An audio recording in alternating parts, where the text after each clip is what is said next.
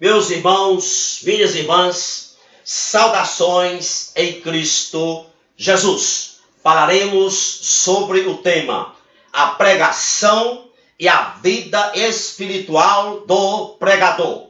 1 Tessalonicenses 2,10 está escrito: Vós e Deus sois testemunhas de quão santa, justa e irrepreensivelmente procedemos em relação a vós outros.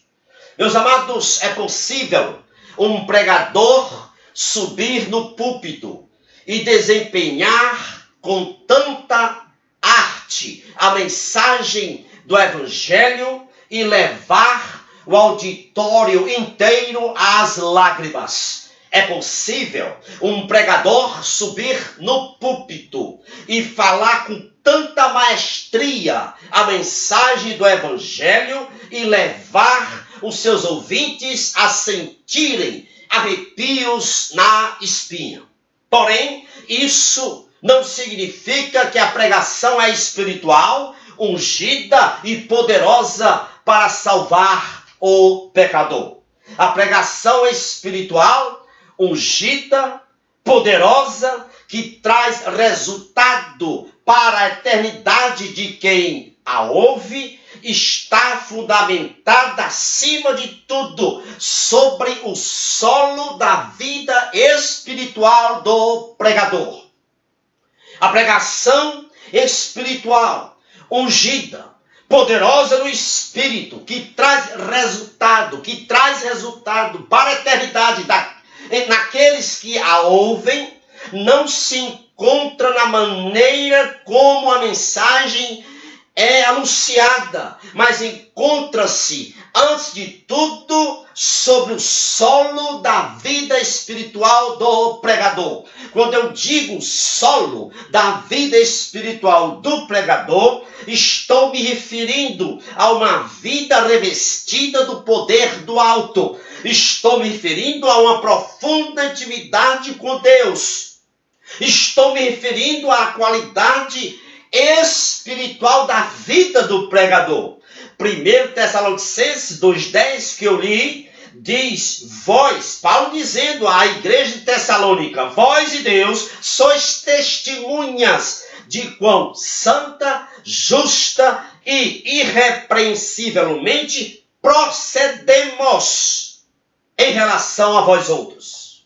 Paulo aqui, ele assegura, ele atesta que há uma relação direta entre o evangelho que é anunciado e o tipo de pregador que anuncia o evangelho. Em outra ocasião, no mesmo texto, no mesmo livro de Tessalonicenses, capítulo 1, versículo 5, 1 Tessalonicenses, Paulo diz aos crentes ali da igreja de Tessalônica, que levou o evangelho a eles no poder do Espírito. Aí Paulo faz questão de ressaltar que, dizendo-lhes, vós bem sabeis como tem sido o nosso procedimento entre vós. Portanto, existe sim uma relação vital entre a mensagem anunciada e a vida espiritual daquele que anuncia a mensagem do Evangelho. Não se pode isolar esses dois fatores, a mensagem anunciada e a vida espiritual daquele que anuncia a mensagem.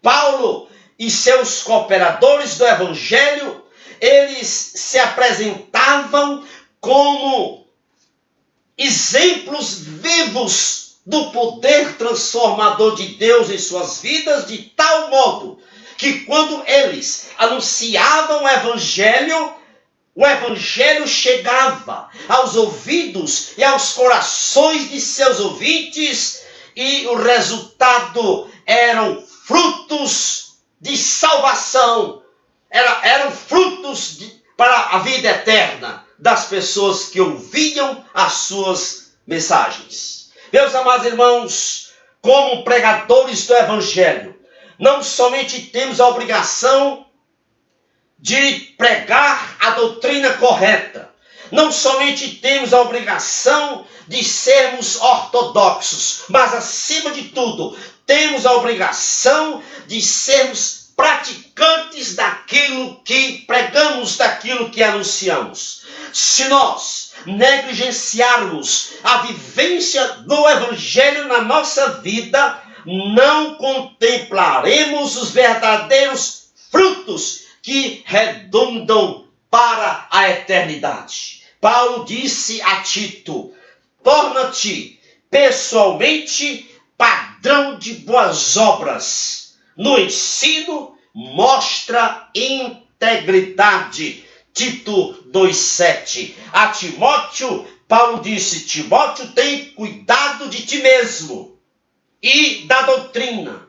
Persevera nessas coisas. Em resumo, o que Paulo estava dizendo a Tito e a Timóteo é que eles não se descuidassem de viverem a mensagem que eles pregavam. Caso contrário, eles não contemplariam o propósito salvífico de Deus operando nos corações de seus ouvintes. Se quisermos, meus amados irmãos e irmãs, se quisermos ver o poder salvífico ser gerado nos corações dos nossos ouvintes, não podemos negligenciar a vida piedosa, pessoal, diária. Para que a nossa pregação seja espiritual, ungida e no poder do Espírito, precisamos ter hábitos devocionais e sistemáticos. Para que a nossa pregação tenha poder salvífico na vida daqueles que nos ouvem, precisamos ter hábitos devocionais e sistemáticos. E nesses hábitos devocionais e sistemáticos, devemos nos deixar expor a palavra de Deus com o propósito de obtermos santificação e inspiração do Espírito Santo. Nos nossos hábitos devocionais e sistemáticos, devemos nos deixar expor a palavra de Deus, para que ela, a palavra, atinja as fibras dos nossos corações, encharque a nossa alma e nos ensine, nos corrija, nos reprove e nos instrua no caminho da santidade. Somente assim estaremos devidamente preparados para anunciar a mensagem da cruz. Nenhum pregador tem o direito de pregar o Evangelho simplesmente porque possui a facilidade de analisar textos e explicá-los ao longo de sua exposição. Não. Se a palavra de Deus que pregamos não serviu para o nosso próprio doutrinamento, não serviu para a nossa própria santificação, não estamos capacitados de anunciar a mensagem do Evangelho. Devemos ser conhecidos por nossa santidade consistente e pela nossa prática diária. Meus amados, a palavra de Deus, ela não deve chegar ao nosso coração como frias proposições. Não. A palavra de Deus não deve ser fixada na superfície do nosso coração. Não. Ela deve chegar ao nosso coração com grandes resultados e com desafios que nos subjugue, que nos humilhe, que nos abata. Primeiro, Apocalipse capítulo 2, de 1 a 7, Jesus fala das corretas doutrinas dos crentes da igreja de Éfeso, narrada ali no capítulo 2 de Apocalipse, de 1 a 7. Os crentes de Éfeso, ali narrado no capítulo 2 de Apocalipse, eles conservavam a mente na correta doutrina. eles se atarefavam, eles estavam sempre atarefados nas boas obras, no serviço cristão. Não havia defeitos, nem na doutrina e nem no serviço cristão. Porém, o pecado estava no coração deles. O coração deles não ardia mais. Por quê? Porque eles haviam abandonado a vida devocional, a vida de profunda intimidade com Deus. Aí Jesus teve que repreendê-los, dizendo-lhes: arrependam-se, senão removerei do seu lugar o vosso castiçal. Meus amados, para que a nossa pregação seja espiritual, ungida, no poder do Espírito e dê frutos para a eternidade, é preciso que a nossa vida seja moldada e modelada pelo Senhor Jesus. E esse modelamento só ocorre através de uma vida devocional diária, através de uma vida de hábitos devocionais e sistemáticos. Desse modo, nosso coração estará sempre ardendo em chamas, estará sempre requeimando. Que Deus te abençoe rica e abundantemente, é o meu desejo.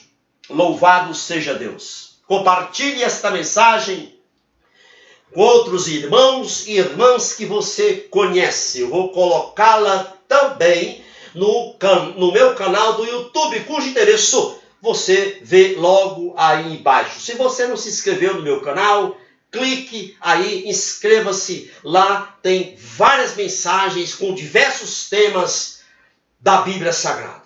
Louvado seja Deus. Que a potente mão do Deus vivo esteja sobre você, sobre a sua família e sobre o seu ministério. Amém.